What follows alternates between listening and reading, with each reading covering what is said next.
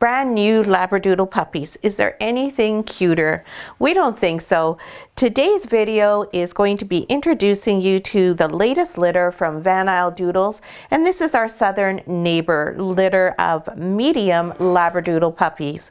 Hi, I'm Claire from Isle Doodles, and today is our birth announcement for the latest litter that we just had on May 21st. These puppies are all caramels in various forms and patterns, and today we're going to go through each of the puppies, tell you a little bit about their birth weight, their color and pattern. We're going to give you a little bit of history of the delivery, and we'll give you an update of Austynn, who is the mama Labradoodle for this litter.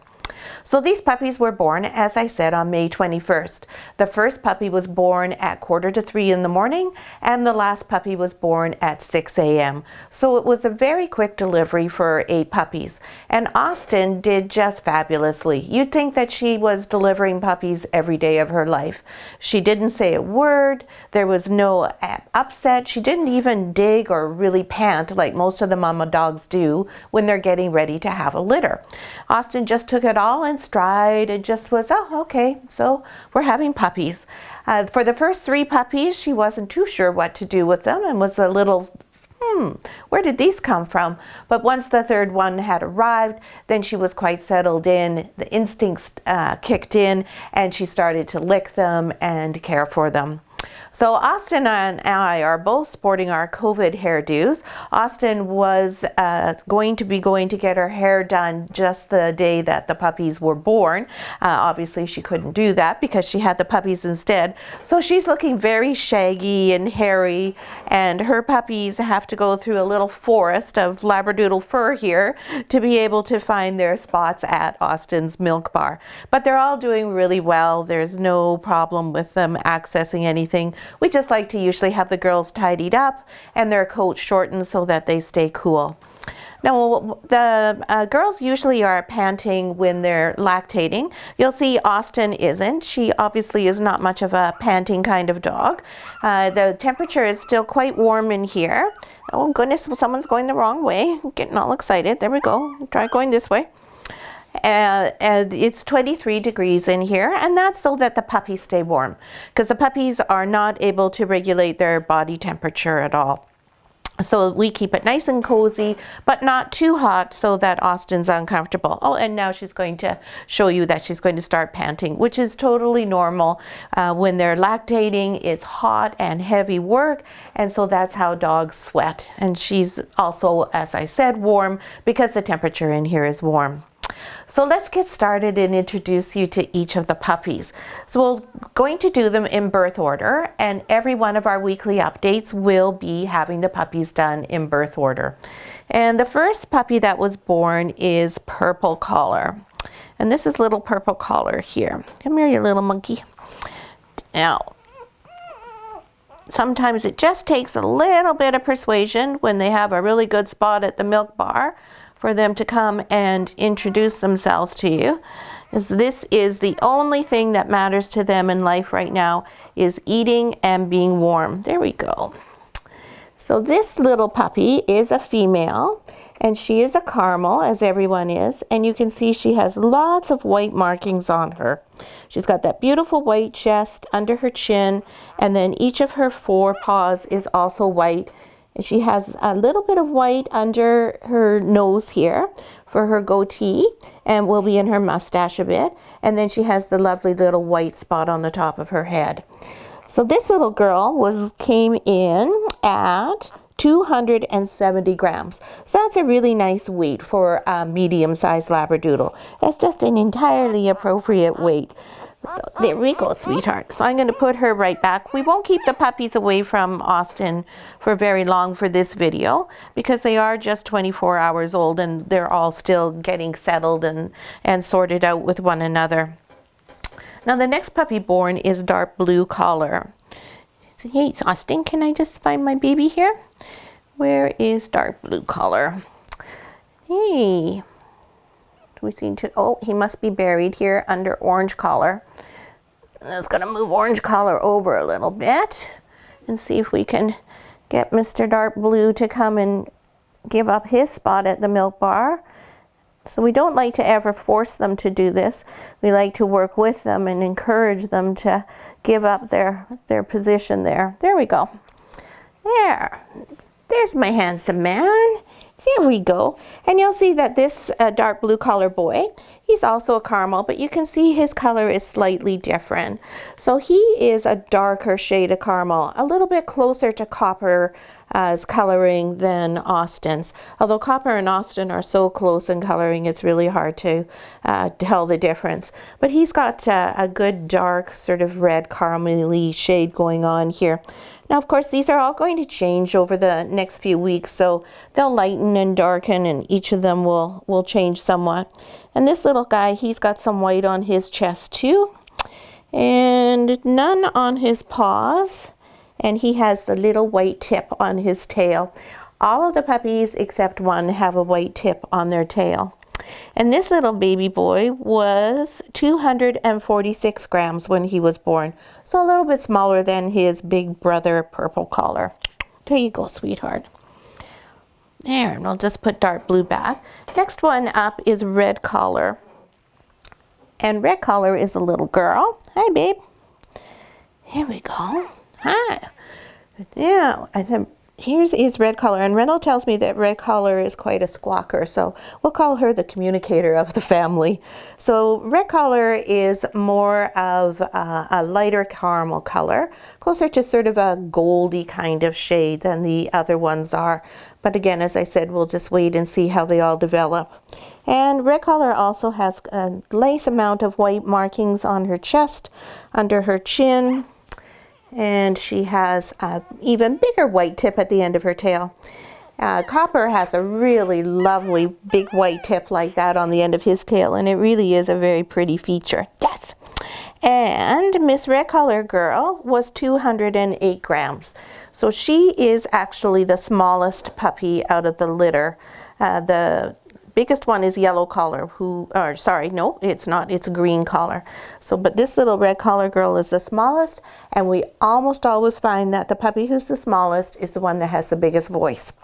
So it's an interesting thing. By the time they're 8 weeks, that's not the case, but when they're little, they're really good at speaking up and looking after themselves and getting themselves heard. Next is brown collar. And brown collar is right here. Now brown collar is one of the puppies. There's two. That's a party puppy. And the party puppies are the ones that have this good amount of white on them. Now the caramel part of the parties at this age is a little harder to see because it's going to take a while to darken and come through. Hello. Brown collar is a boy. And he has the beautiful caramel markings. You can see they're totally symmetrical on either side of his face. Now these are going to darken as he gets older. And if you're on our Facebook page for Van Isle Doodle owners, you'll often see pictures of Wilson and Henry and Archie, and they are also all caramel parties. And you can see when they're adults that the color shows up much more than it does as little infants. So Mr. Brown Collar, he has some more of his markings over here, and although he's white and he does have a white tail, he does have an actual white tip at the end of his tail. He's very cute, yes. It won't be noticeable, it'll just all read as white, but it is an actual little tip there. And brown collar boy, he weighs 255 grams. Yes, it's a good size. Yes, what a good boy. So we'll just put him back over here. Maybe put him over at this end. See if we can get more going on at that end. And the next one is the other party puppy, and that's orange color, and she's a girl, I believe. Yes. Come here, sweetie. Now this little one is what we call an extreme party. And the reason why she's an extreme and brown collar is not is how much color there is on the body. A party is 50% white, but if the body is 90% white or more, then it's called an extreme party. So you'll see on her face, she has the really pretty caramel markings, just like brown collar, on either side of her face. And she has a little beautiful dot of color on the top of her head. She has some more color going around her ear here. And this ear is going to be a two-colored ear, I think, where it's going to be half caramel and half white. and as well as this ear as well, which is a really, really pretty feature. And then on her body, we only have this little tiny dot of color back here, and that's it. And except for right here, right by her bum, we have a little bit of color there. So she has more white than she has colored marking. So that's what is referred to as an extreme party, which means that how you get a party is the color doesn't fully form around the whole body. So the color is like an envelope in a dog. It goes up and it forms together. And that's why you see the party markings generally appear in the places they do. So in an extreme party, the color just doesn't form at all. The pigment is not available in order to do that. Now this little girl also, if you can see on her coat, she has quite a few little ridges on her coat there. And that's because she's going to have curls like her Papa Copper. Curls, and on a little extreme party, she's going to be a dynamite cutie pie. There we go. And next is green collar. Oh, and orange was 272 grams. I'm not sure if I remember to say that. Green collar, the big puppy in the litter, is right here. Hi, sweetie. And green collar is a girl. And she is a very pretty little red caramel girl. And you can really see the red tone in her coat already. So she is almost identical in color to Copper. And it's going to definitely be a red caramel color. She is the solid girl. She has no tip at the end of her collar, or her tail rather. And she has no white on her paws. And she has no white on her body. So this is the only girl that has no white. She's the only puppy in the whole litter that has no white. She's the only solid one. And she's the biggest one. And she weighed in at 282 grams. Guess who did? Yes. So that's our little green collar girl, or our big green collar girl. Let me just put her over there. And next is yellow collar. I have to do a little searching here to find yellow collar. Who's that over there? Oh, he's got light blue. Here, let's move you over here because we're going to need you. And who are you over here? There's yellow collar. Yay, hello yellow collar. Yellow collar is a boy. And yellow collar has sort of tuxedo markings. He's not a real tuxedo, but you can see he has the big white splash on the top of his head. He's going to have lots of white around his face here. This paw has just a little bit of white on the toes. This one has a little bit more on the toes. And on the hind, we have a little bit more white. And you can see the puppies still have their belly buttons here that haven't fallen off yet. And lots of white on the chest there. So sort of tuxedo, but not a true real tuxedo. And you can also see his coloring. He is a little bit lighter than the last puppy. So more, again, of the sort of gold tones as opposed to the really dark red tones. And yellow collar weighs 274 grams. So smaller than green collar, but right up there. That would make yellow collar the second biggest puppy in the litter. Now keep in mind, just because a puppy is the biggest or the smallest right now, doesn't mean that's how it's going to end up at the 8-week stage. And indeed, even at 8 weeks, what the size of a puppy is not indicative necessarily of what will happen at maturity. To some degree, yes. But for instance, in Ripple's litter, Ripple was one of the larger puppies in the litter. And when the puppies went home, her brother Wilson was one of the smaller puppies. And now he is considerably larger than she is. He weighs a full 10 pounds more than she does. She's 20, actually he weighs 12 pounds more than she. She's 20 pounds and Wilson's 32 pounds. And Wilson was way smaller than anyone else when he was born. He was just a little tiny little nugget. So, and then last but not least is our little light blue collar girl, or boy rather, sorry. And that's this puppy right over here. Hi, sweetie. Now you'll hear me talking to them. They can't hear, they can't see, they can't hear, they can't go to the bathroom on their own, and they can't regulate their body temperature. So they're completely dependent on mom for everything, and us to keep the environment the way it needs to be for them. So light blue is 226 grams, and he's a little red and white fellow too. He's got that nice big red chest there. And you'll see how they're all, well, they haven't all, but they will all go for my finger to nurse off of it. They're really strong, healthy puppies, really, really great shape. And this one has the pretty little white tip at the end of it, don't you? So the reason why we handle them now is so that, first of all, they get used to being handled by people, and also so they learn what we smell like, and they already right from the get-go associate us with something good. So we never do anything that would be something they don't like, other than when we take them off of Austynn to do the videos. But that is not something that causes them any great concern. So we always do something that's positive with them. We also do what we call early neurological stimulation, and those are just little tiny few second things that would not normally occur in the puppy's day. And the thought behind that is that this helps to develop the puppy's ability to deal with stress and new things in life much more readily. So we're not going to start this until tomorrow, but I can show you one example which is really not a big one, so it won't cause any problem for Light Blue, and that would be just that we would hold him up in this position for just about that long, and that'd be all we would do. The other things that we do with them is we hold them in the opposite position with their head down, and we hold them upside down, and we also are always feeling their feet. So we would go right onto all of their feet like this and be in between each of their pads, each of their little toes here. Make sure every one of them is fully felt every day at least one time. And this is also really helpful for getting them used to having their claws done when they get a little bit older. And indeed, we will actually start trimming their claws already when they are just about, around a week old, because it can be really uncomfortable on mom if they have those really sharp nails. They don't have any teeth yet, of course, but the nails are still pretty sharp.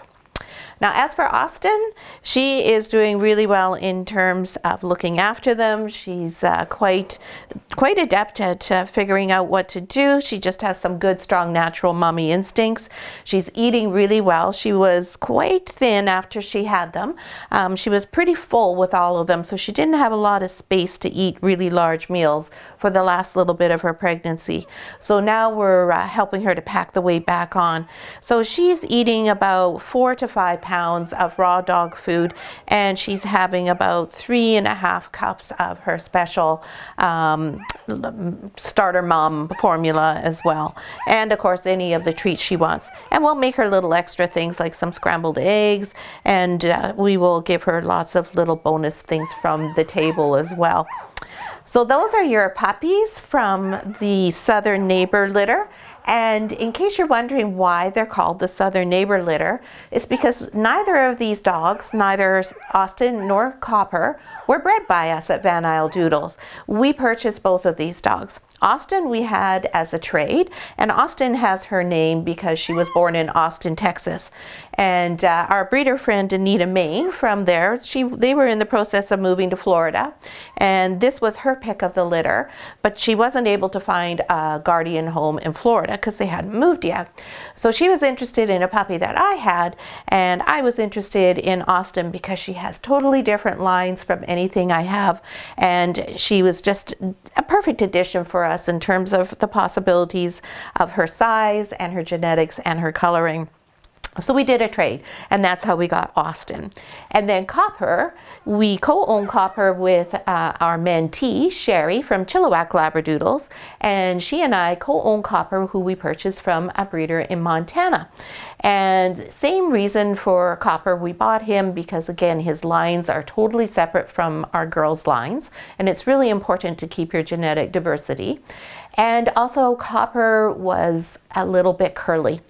Now, you'll see lots of breeders trying to breed a really straight coat in a Labradoodle, or a nice open wavy fleece like Austynn has. And those are great. They're beautiful. They're very pretty. But every time you breed for one specific quality, you're breeding in something else that you can't see. And usually, as time goes on, that will be something that you don't want. It could be a health problem. So for instance, in Merles, they are, you will see those in Shelties, and they're really pretty, and you can have them in Labradoodles. But if you breed a Merle to a Merle, as Sheltie breeders were doing originally in order to get that particular look, you end up with a really serious problem, and there is serious health consequences. So by breeding a straight coat all the time, you're going to be breeding something that you probably don't necessarily want genetically. So we wanted to introduce a little bit more curl into our lines because we don't have a lot of curl. We do have some. Again, we'll use Wilson as an example. So Ripple has a virtually straight coat, whereas her brother Wilson has quite a curly coat. But that's it. We don't have too many curls in our line. So that was part of the motivation for buying Copper. He is a lovely boy with a lovely temperament, and he has that beautiful dark red caramel coat. He's just the nicest fellow. Austynn has a lovely temperament as well, so the two of them together make just a great pair. And we're really just delighted with all the mini-me's that they have produced here. And then these two beautiful parties that are just such a little, those are our little marshmallows. So I sent a picture, I think I posted on Facebook, where the two parties were on either end of the caramels, and it was our marshmallow sandwich, or sort of like a s'mores almost. So lots of fun things to do when you have caramel as a color and marshmallow, because you can do all sorts of food analogies. So we hope you enjoyed this update. We will be doing all of our updates every week for this litter until our allocation video rather. If you have a moment and you enjoyed the video, please give us a thumbs up. And if you haven't already subscribed to the channel, you may want to think about doing that, because then you'll always be notified when the videos have been published. So the day will always be Fridays that these litter updates are done. So we really look forward to seeing you here again. And please, if you have questions, ask them below in the comments here. We would love to answer any questions you may have. And if you have a reservation on this litter, you'll receive an email from me as well, and a link to our educational video. So this week's topic will be how to get ready and start setting your house up for the arrival of your little munchkin coming very soon. Thanks so much for watching, and we'll see you next week. He's a good girl, Austynn. She's a good girl, yes. This is such a good girl. Oh, what a good mama.